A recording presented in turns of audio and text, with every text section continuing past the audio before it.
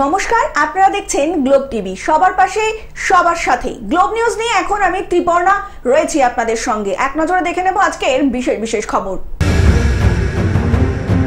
কর্ণাটকে মহিলা কর্মচারীদের ছুটি ঘোষণা করল সরকার। ঝাড়গ্রাম প্রশাসনিক বৈঠক করলেন মন্ত্রী মানস রঞ্জন ভূঁইয়া।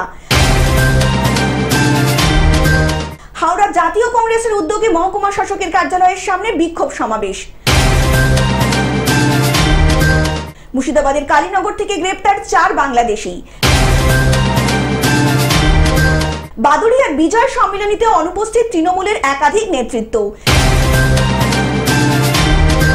মালদায় প্রকাশ্যে তৃণমূলের গোষ্ঠীদ্বন্দ্ব। কামব্যাকে সাফল্য মীরাবাই চানুর। বৃষ্টিপাতের পূর্বাভাস।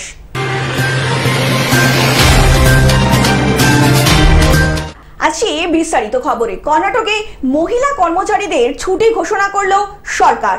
কর্ণাটকে মহিলা কর্মচারীরা প্রতি মাসে একবার বেতন সহ মাসিক ছুটি পাবেন। বৃহস্পতিবার এই কথা জানিয়েছে সরকার।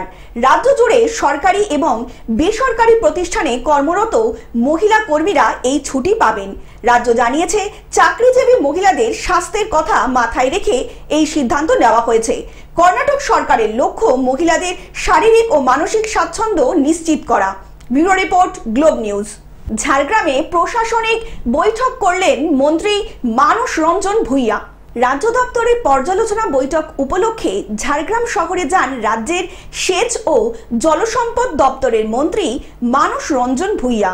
সরকারি কর্মসূচি অনুযায়ী তিনি ঝাড়গ্রাম জেলা প্রশাসনিক ভবনে পৌঁছে জেলার প্রশাসনিক কর্তাদের সঙ্গে বৈঠক করেন। বৈঠকে সম্প্রতি ভারী বৃষ্টির ফলে জেলার পরিস্থিতি, সেচ ব্যবস্থা ও ক্ষয়ক্ষতির সামগ্রিক চিত্র নিয়ে বিস্তারিত পর্যালোচনা করা হয় এবং এই বৈঠকে উপস্থিত ছিলেন ঝাড়গ্রাম জেলা প্রশাসক, পুলিশ আধিকারিক, জেলা পরিষদের সভাপতি, বিধায়ক এবং জেলা পরিষদের কর্মধ্যক্ষ সহ একাধিক অন্যান্য প্রশাসনিক আধিকারিকরা। পর্যালোচনা শেষে সাংবাদিক বৈঠকে মন্ত্রী মানস রঞ্জন ভূঁইয়া বলেন, মুখ্যমন্ত্রী মমতা বন্দ্যোপাধ্যায় আমাকে নির্দেশ দিয়েছেন পশ্চিমাঞ্চল ও দক্ষিণবঙ্গের যেসব জেলাগুলি অতি বর্ষণ ও ডিভিসির জলের কারণে বিপর্যস্ত সেই সব জেলায় প্রশাসনিক বৈঠক করে সেচ দপ্তরের কাজ খতিয়ে দেখতে, প্রাণ ও দুর্যোগ মোকাবিলার পরিস্থিতি পর্যালোচনা করতে। মন্ত্রী আরও জানান, ইতিমধ্যেই পূর্ব ও পশ্চিম মেদিনীপুর ও ঘাটাল এলাকা তিনি পরিদর্শন করে ফেলেছেন। তিনি আরও জানালেন, গোপীবল্লভপুর 2 নম্বর ব্লকের সুবর্ণরেখা নদীর মালিঞ্চা গ্রামের নদীর পাড়ে ভাঙন প্রকল্পের নির্ধারিত 1200 মিটার কাজের সঙ্গে অতিরিক্ত আরও 100 মিটার কাজের অনুমোদন দেওয়া হয়েছে। মন্ত্রী মানস রঞ্জন ভূঁইয়া আরও জানান, জঙ্গলমহলের মানুষ যাতে নিশ্চিন্তে থাকতে পারে সেই লক্ষ্যেই আমরা প্রতিটি জেলায় যাচ্ছি।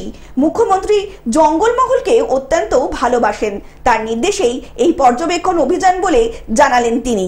আমি পূর্ব পশ্চিম মেদিনীপুর করেছি, ঘাটাল স্পেসিফিক্যালি করেছি, কালকে পুরুলিয়া বাঁকুড়া জেলা করেছি, আজকে ঝাড়গ্রাম জেলা, এরপর যাব আমরা পূর্ব বর্ধমান বীরভূমের একটা বড় পার্ট। ঝাড়গ্রাম থেকে অরূপ ঘোষের রিপোর্ট, গ্লোব নিউজ। হাওড়ার জাতীয় কংগ্রেসের উদ্যোগে মহকুমা শাসকের কার্যালয়ের সামনে বিক্ষোভ সমাবেশ।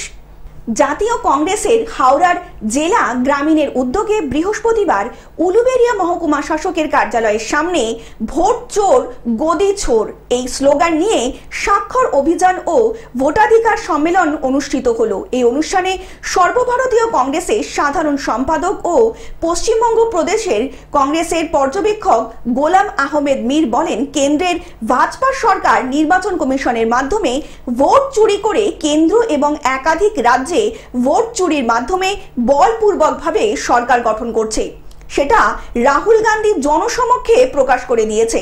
অন্যদিকে প্রদেশ কংগ্রেসের সভাপতি শুভঙ্কর সরকার বলেন, কেন্দ্রের বিজেপি সরকার সারা দেশে নির্বাচন কমিশনের মাধ্যমে ভোট চুরি করে চলেছে এবং রাজ্য চালাচ্ছে সন্ত্রাসে।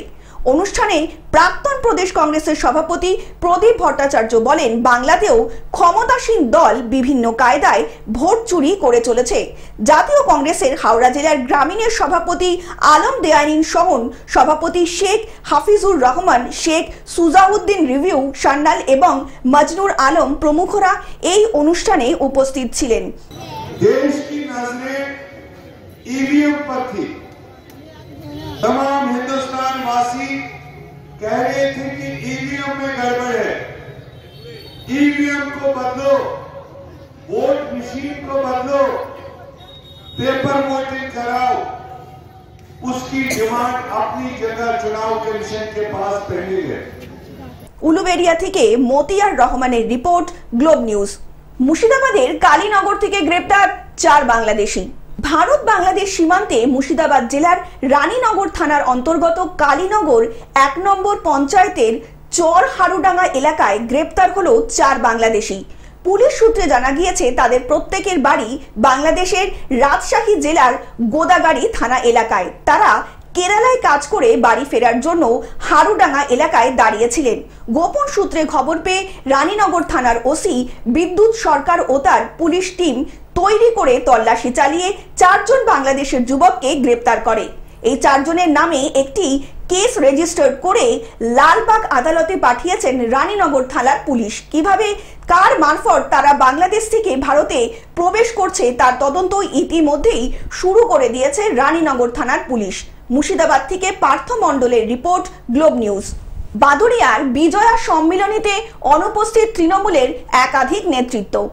বৃহস্পতিবার বিকেলে বাদুড়িয়া চৌমাথায় বাদুড়িয়ার মেন ব্লক তৃণমূল কংগ্রেসের উদ্যোগে অনুষ্ঠিত হলো বিজয়া সম্মিলনী অনুষ্ঠান। এই অনুষ্ঠানে উপস্থিত ছিলেন বাদুড়িয়া বিধানসভার বিধায়ক কাজী আব্দুল রহিম দিলু, তৃণমূলের বসিরহাট সাংগঠনিক জেলা সভাপতি বুরহানুল মুকাদ্দিম লিটন, রাজ্যের পর্যটন প্রতিমন্ত্রী ইন্দ্রনীল সেন, বসিরহাট দক্ষিণের বিধায়ক ডক্টর সপ্তর্ষি ব্যানার্জি, স্থানীয় চেয়ারম্যান গৌতম সিংহ ও বাদুড়িয়া মেন ব্লক তৃণমূলের সভাপতি প্রতাপ উদ্দিন আহমেদ সহ একাধিক তৃণমূলের নেতা ও কর্মীরা। তবে বৃহস্পতিবারের এই অনুষ্ঠানে বাদুড়িয়া মেন ব্লকের অন্তর্গত 5টি অঞ্চলের সভাপতি, প্রধান ও পৌরসভার চেয়ারম্যান সহ বেশ কিছু নেতৃত্ব অনুপস্থিত ছিলেন। বিধানসভার প্রস্তুতি তো সারা বছর ধরেই হয়। নতুনত্ব মানে বিশেষ করে মমতা বন্দ্যোপাধ্যায়ের নেতৃত্বে, অভিষেক বন্দ্যোপাধ্যায়ের নেতৃত্বে বিধানসভার প্রস্তুতি নেওয়ার কোনো আগাম কিছু মানে আলাদা করে কিছু ভাববার কারণ নেই। এটা বাংলার যে ঐতিহ্য, আমাদের যে সম্প্রীতির বাংলা, সেই বাংলা যেন কোনো বিষাক্ত থাবা যেন কখনো না আঘাত করতে পারে, এটাই আমাদের একবার সচেতন হওয়া সবাই মিলে। তৃণমূলের এমন বড় আয়োজনেও শীর্ষ নেতৃত্বদের উপস্থিতি ঘিরে শুরু হয়েছে রাজনৈতিক গুঞ্জন। এলাকাবাসীদের মতে এই অনুপস্থিতি প্রমাণ করছে বাদুড়িয়া তৃণমূলের ভেতরে গোষ্ঠী দ্বন্দ্ব ক্রমশই তীব্র হচ্ছে। তবে এই বিষয়ে গুরুত্ব দিতে নারাজ তৃণমূলের অন্যান্য নেতৃত্বরা এবং এই গোষ্ঠী দ্বন্দ্বের প্রশ্নেই পর্যটন প্রতিমন্ত্রী ইন্দ্রনীল বলেন, এটা স্থানীয় বিষয়, এই নিয়ে আমি কিছুই বলবো না। অন্যদিকে এই গোষ্ঠী কোণ্ডলকে একেবারেই মানতে নারাজ স্থানীয় বিধায়ক আব্দুল রহিম দিলু।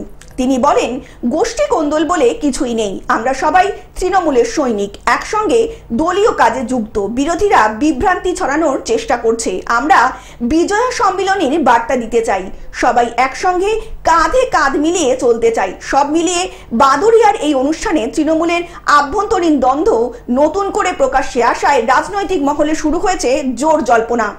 এই সবাই বলতে এমএলএর সঙ্গে আমার জেলা সভাপতির অশান্তি, ঝামেলা, যোগ কি আজ কী দেখলেন? সবাই এক জায়গায় ছিল, এক জায়গা থেকে বক্তব্য রাখলো, সেখানে মানে সকলেই আমরা এক জায়গা থেকে লড়াই করেছি। আজকে আমরা তৃণমূল কংগ্রেসটা করি, আমাদের আবার 26-এ লড়াই হবে, আমরা একসঙ্গে থাকবো, একসঙ্গে থেকেই আমি লড়াই করব।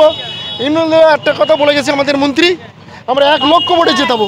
আর বাদুড়িয়াকে 1 লক্ষ ভোটে যেই ক্যান্ডিডেট হোক না কেন, আমরা বাদুড়িয়ায় একসঙ্গে আছি, থাকবো, আমরা লড়াই করে 1 লক্ষ ভোটে জিতিয়ে আমরা দেখিয়ে দেবো। বসিরহাট থেকে সৌমাভ মণ্ডলের report, Globe news.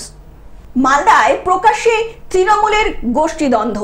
Malda Kaliachak 2 নম্বর ব্লকের অন্তর্গত মোথাবাড়ি বিধানসভা কেন্দ্রের রথবাড়ি গ্রাম পঞ্চায়েতের ঘটনা। ঘরের টাকা ভাগাভাগি এবং পঞ্চায়েতের অনাস্থা টাকা নিয়ে তৃণমূলের দুই গোষ্ঠীর জোরকন্দল, কার্যত রক্তাক্ত পরিস্থিতি। দেখুন, আপনারা যেটাকে সংঘর্ষ বলছেন, আমাদের কাছে যতদূর খবর আছে যে একটা গ্রাম্য বিবাদ হয়েছে এই বিষয়ে। তো এখানে পরস্পর ভাবে কে কার দিকে সাপোর্ট করেছে এটা আমাদের দলীয় স্তরে তদন্ত হচ্ছে। সেখানকার ব্লক সভাপতিকে বলা হয়েছে যে তিনি বিষয়টা দেখুন এবং কি ঘটনা, প্রকৃত কি ঘটনা হয়েছে সেটা বের করুন। আর ওখানে আমাদের বিধায়ক মাননীয় মন্ত্রী সাবিনা ইয়াসমিন আছেন, তিনিও বিষয়টা দেখছেন। রক্ত ঝরল দুই তৃণমূল গ্রাম পঞ্চায়েত সদস্যার স্বামীর। বৃহস্পতিবার রাতে সংশ্লিষ্ট গ্রাম পঞ্চায়েতের তৃণমূলের উপপ্রধান সবিতা সাহা চৌধুরীর স্বামী গোপাল চৌধুরী বোর্ড মিটিং ডেকেছিলেন পঞ্চায়েত দপ্তরে। সেখানেই ঘরের টাকা এবং অনাস্থা প্রসঙ্গ ঘিরে মেজাজ হারান তৃণমূল পরিচালিত রথবাড়ি গ্রাম পঞ্চায়েতের প্রধান শামসুন নেহারের স্বামী নাসির আহমেদ সাগর বলে অভিযোগ। আমাদেরকে আজকে উপপ্রধান মিটিং ডেকেছিল, আমরা মিটিংয়ে আসলাম। এবার প্রধান সাহেব ওখানে গন্ডগোল লাগিয়ে দিল, আমাদেরকে মারধর করতে লাগলো। তখন আমরা কিন্তু ভয়ে কিন্তু জঙ্গলে লুকিয়ে যাই। তারপরে ওরা মোটামুটি 20-25টা লোক লোহার সারিয়ে নিয়ে, কারা এটা প্রধানের নাম নাসির আহমেদ সাগর আর হাসুদা।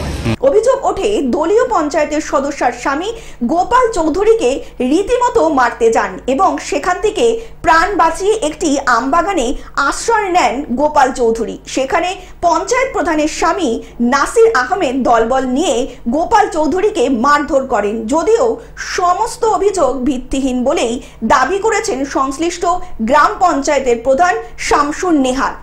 আমার স্বামী তো দোকান আছে, ওরা বাপ বেটা মিলে ওরা। আপনি কোন গ্রাম পঞ্চায়েতের মেম্বার? আমি গ্রাম পঞ্চায়েতের রথবাড়ি গ্রাম পঞ্চায়েত মন্ডলপাড়া গ্রামে। কি নাম আপনার? আমার নাম শারিফা খাতুন। কি না গন্ডগোল, কোনো গোষ্ঠী কন্দল ছিল আপনাদের মধ্যে? না না, আমাদের কোনো গন্ডগোল ছিল না, একদম মিশুক ছিল। তাহলে মারলো কেন হঠাৎ করে? কি করে মেরেছে, কিভাবে মেরেছে, কেমন কিসের জন্য মেরেছে সেটা জানতে হবে। তার পাল্টা অভিযোগ, তার স্বামীকে চেয়ার এবং লোহার রড দিয়ে মারধর করা হয়েছে। বর্তমানে তিনিও চিকিৎসাধীন বলে জানান পঞ্চায়েত প্রধান এবং তিনি আরও অভিযোগ করেন পঞ্চায়েত দপ্তরে গন্ডগোলের সময় এই দুই গ্রাম পঞ্চায়েতের সদস্যের স্বামী পালিয়ে আমবাগানে আশ্রয় নিয়েছিল। তখন গ্রামবাসীরা তাকে চোর ভেবেই মারধর করে। ইতিমধ্যেই ঘটনার খবর পেয়ে তদন্ত শুরু করে দিয়েছে পুলিশ। আমরা এর ন্যায্য বিচার চাইছি পুলিশ প্রশাসনের কাছে এবং এই ধরনের গুন্ডামি, এই ধরনের বন্ধ করতে হবে, অবিলম্বে বন্ধ করতে হবে। কারণ একটা ওরা অক্সিজেন পেয়ে বারবার লোকের উপরে চড়াও হয়ে এর বিগত দিনেও এই ঘটনাগুলো ওরা করেছে। কমপ্লেন করেছেন থানায়? হ্যাঁ, থানায় কমপ্লেন হবে। যারা এই আছে ওই ইনজুরির পরিবার কমপ্লেন করবে। মালদা থেকে অভিষেক দাসের রিপোর্ট, গ্লোব নিউজ।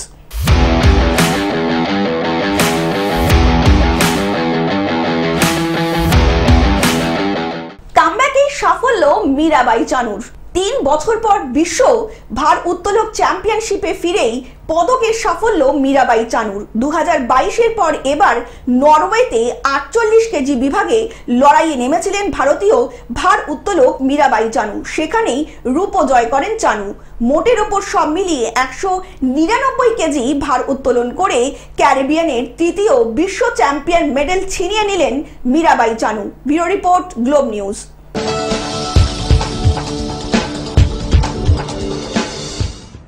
বৃষ্টিপাতের পূর্বাভাস। শুক্রবার বজ্রবিদ্যুৎ সহ হালকা থেকে মাঝারি বৃষ্টির সম্ভাবনা কলকাতা, হাওড়া, হুগলি, নদিয়া ও উত্তর দক্ষিণ 24 পরগনা, পূর্ব পশ্চিম মেদিনীপুর, ঝাড়গ্রাম জেলাতে বৃষ্টির সম্ভাবনা বেশি। দমকা বাতাসও বইতে পারে। অন্যদিকে ঘন্টায় 30 থেকে 40 কিলোমিটার গতিবেগে বইতে পারে হাওয়া। হলুদ সতর্কতায় ইতিমধ্যেই জারি করা হয়েছে যে সকল জেলাগুলিতে, সেগুলি হচ্ছে কলকাতা, হাওড়া, হুগলি, নদিয়া, উত্তর ও দক্ষিণ 24 পরগনা, পূর্ব ও পশ্চিম মেদিনীপুর এবং ঝাড়গ্রামের বিভিন্ন এলাকা। Bureau report, Globe news. Television ছাড়াও গ্লোব টিভি এখন সমস্ত সমাজ মাধ্যমে উপলব্ধ। বিস্তারিত জানতে ফোন করুন আমাদের টোল ফ্রি নম্বর 180089197444 অথবা লগ ইন করুন আমাদের ওয়েবসাইট www.globetvindia.com এ। গ্লোব নিউজ এখন এ পর্যন্তই। দেখতে থাকুন গ্লোব টিভি, সবার পাশে সবার সাথে। নমস্কার।